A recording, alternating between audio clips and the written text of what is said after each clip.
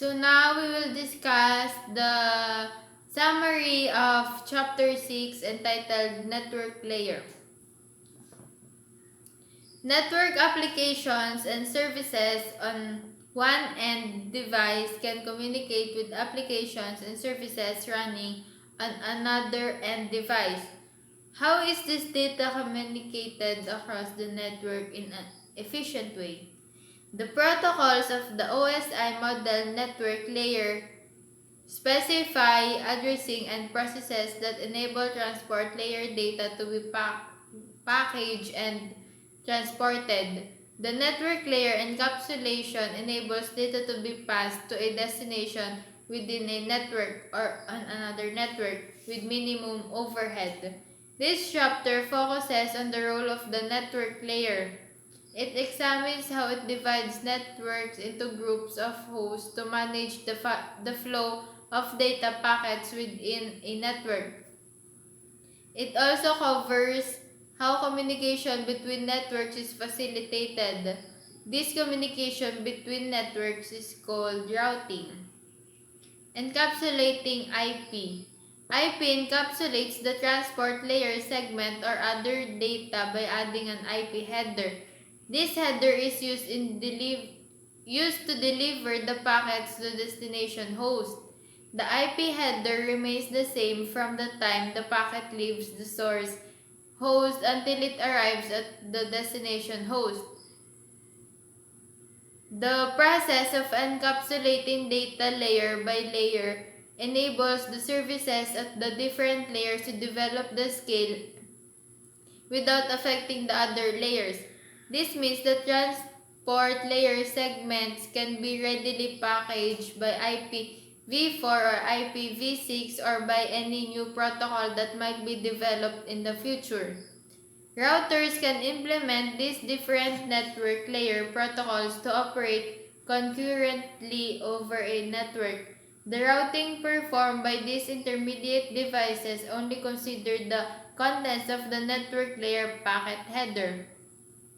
In all cases, the data portion of the packet, that is, the encapsulated transport layer PDU, remains unchanged during the network layer process. Characteristics of IP. IP was designed as a protocol with low overhead. It provides only the functions that are necessary to deliver a packet from a source to a destination over an interconnected system of networks.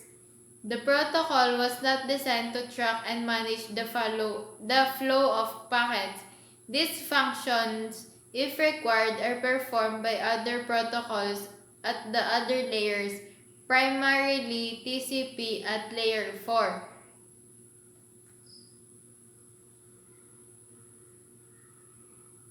IP connectionless. If IP is connectionless, meaning that no dedicated end-to-end connection is created before data is sent. Connectionless communication is conceptually similar to sending a letter to someone without notifying the recipient in advance. Connectionless data communications work on the same principle. IP requires no initial exchange of control information to establish an end-to-end connection before packets are forwarded.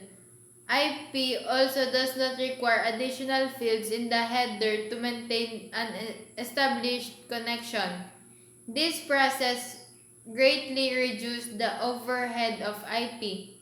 However, with no pre-established end-to-end connection, senders are unaware whether destination devices are present and functional when sending packets, nor are they aware if the destination receives the packet or if they are able to access and read the packet.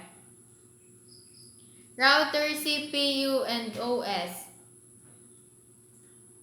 Like all computers, tablets, gaming consoles, and smart devices, Cisco devices require a CPU to execute OS instructions such as system initialization, routing function, and switching functions.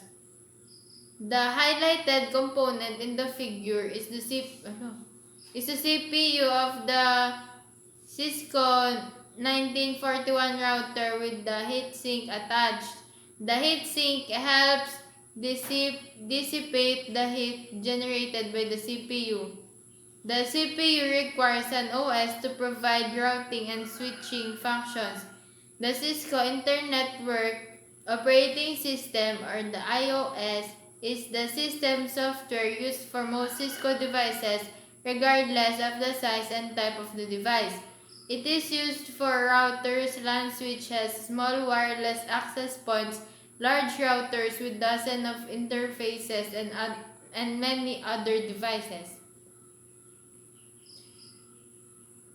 So the network layer, or OSI layer 3, provides services to allow end devices to exchange data across the network.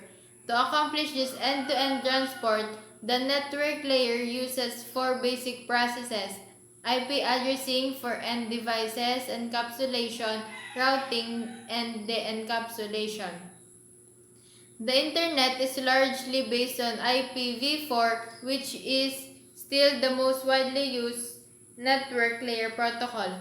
An IPv4 packet contains the IP header and the payload. However, IPv4 has a limited number of unique public IP addresses available. This led to the development of IP version 6. The IPv6 simplified header offers several advantages over IPv4, including better routing efficiency, simplified extension headers, and capability for per flow processing. Plus, IPv6 addresses are based on 128-bit hierarchical addressing as opposed to IPv4 with 32 bits. This dramatically increases the number of available IP addresses. In addition to hierarchy